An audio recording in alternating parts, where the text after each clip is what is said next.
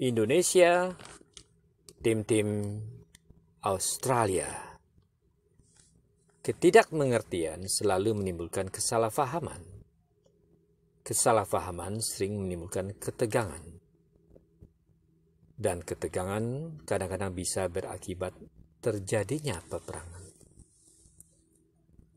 Kata yang terakhir adalah kata yang tidak pernah terfikirkan, bahkan dalam mimpi penulis yang paling buruk pun. Apakah hal ini akan terjadi antara kedua negara tetangga yang terdekat, dilihat secara geografis, tetapi sangat jauh kalau dilihat secara budaya? Ketegangan yang ada sekarang diakibatkan oleh peristiwa tim-tim. Dengan masuknya pasukan perdamaian PBB yang kebetulan dipimpin oleh Australia, menimbulkan kemarahan di kalangan masyarakat Indonesia. Apa betul Australia masuk ke tim-tim karena ingin mempermalukan Indonesia?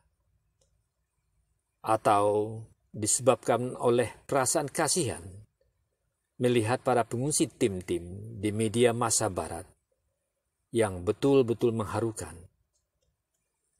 Dan beberapa ratus dari pengungsi ini sampai di Darwin dan diberi suaka sementara selama 3 bulan, menempati barak-barak tentara yang pernah didiami oleh pengungsi dari Kosovo yang baru saja kembali ke tanah air setelah pasukan perdamaian mengamankan negeri mereka dari orang-orang Serbia.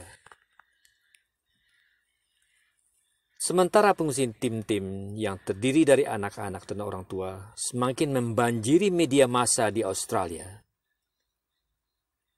Keadaan ini tidak saja mengharukan masyarakat Indonesia, tetapi juga mengharukan masyarakat Indonesia.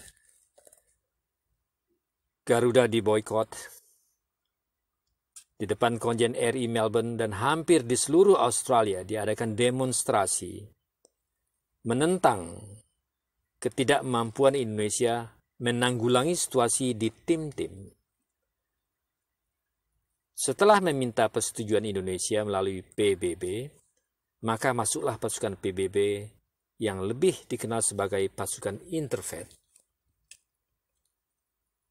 Terlalu naif kalau kita mengatakan bahwa tidak ada unsur politik dari John Howard, Perdana Menteri Australia, dengan masuknya pasukan Interfaith yang dipimpin Australia ke tim-tim.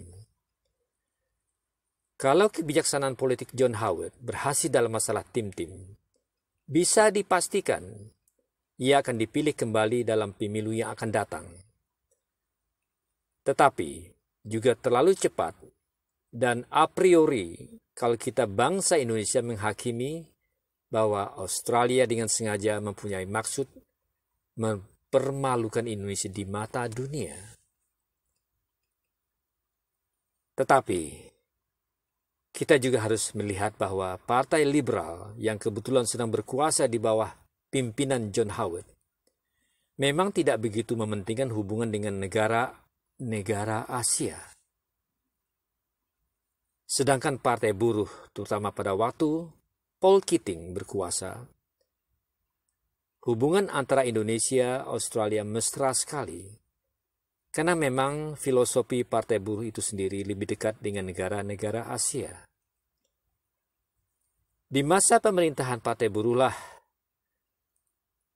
para anggota buruh pelabuhan memboikot kapal Belanda yang membawa senjata ke Indonesia pada waktu Perang Revolusi di tahun 1945-an.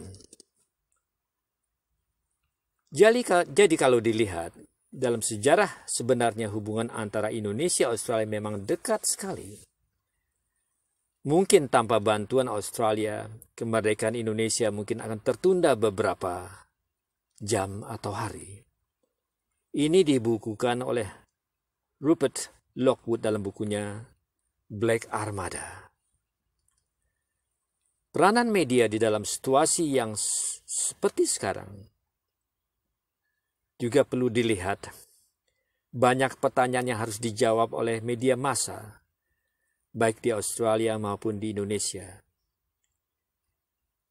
Media sedikit banyaknya bertanggung jawab terhadap ketegangan dan memburuknya hubungan antara kedua negara.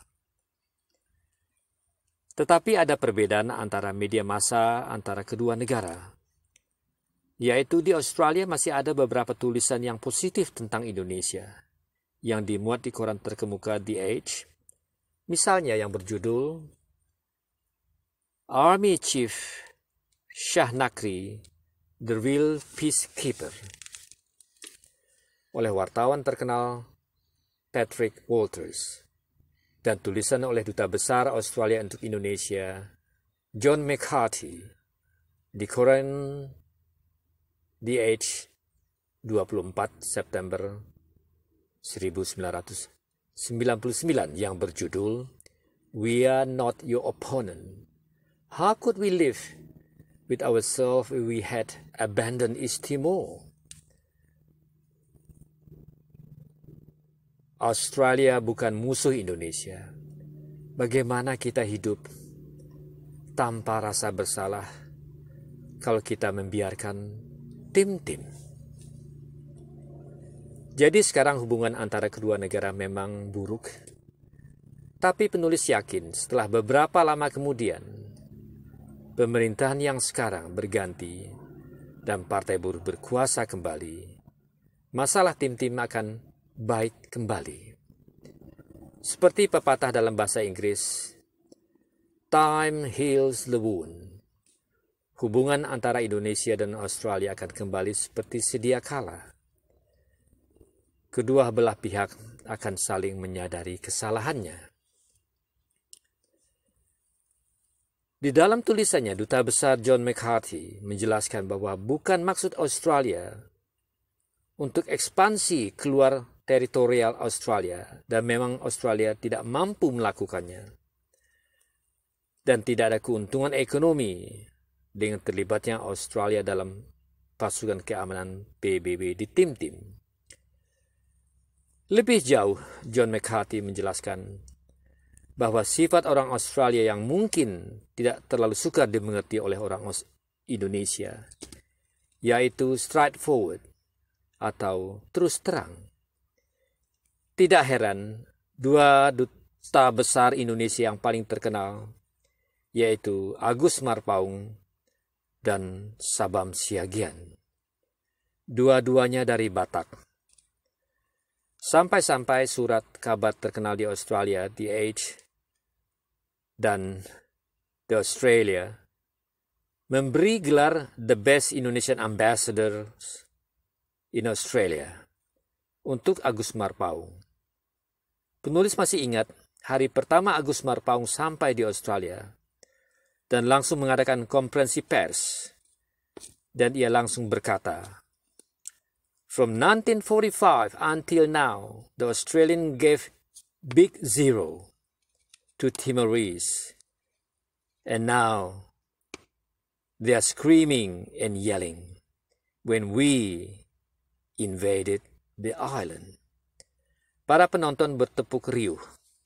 Begitulah orang Australia langsung dan memberi penghargaan yang tinggi kepada orang yang juga langsung seperti Agus Marpaung. Lebih jauh, Duta Besar McCarthy mengatakan, Australia bertindak berdasarkan keadaan yang praktis bahwa pasukan Australia lah yang memang paling dekat dan siap mengamankan situasi keadaan darurat di tim-tim. Setelah ternyata situasi di tim-tim tetap tidak aman, walaupun setelah diberlakukannya situasi keadaan darurat oleh TNI. Tetapi ada satu faktor psikologis yang di dalam masyarakat Australia yang tidak disebutkan oleh Duta Besar John McCarthy, yaitu rasa hutang budi masyarakat Australia kepada masyarakat tim-tim. Karena pada waktu Perang Dunia Kedua, masyarakat tim-tim membantu pasukan Australia yang pada waktu itu berjuang melawan Jepang. Dan perasaan ini tertanam di dalam masyarakat Australia. Ini yang tidak dimengerti oleh orang Indonesia. Ditambah lagi tewasnya 5 wartawan Australia di Balio pada waktu masuknya pasukan Indonesia tahun 1975. Maaf, ditambah lagi tewasnya 5 wartawan Australia di Balibo pada waktu masuknya pasukan Indonesia tahun 1975. Jadi yang diperlukan pada masa-masa sulit seperti sekarang dalam hubungan Indonesia-Australia adalah saling menahan diri untuk tidak terbawa emosi. Apakah itu orang-orang yang punya sikap gung-ho mentality yang ingin perang dari kedua belah pihak. Yang dibutuhkan adalah tulisan-tulisan seperti Duta Besar Australia John McCarthy. We are not your opponent.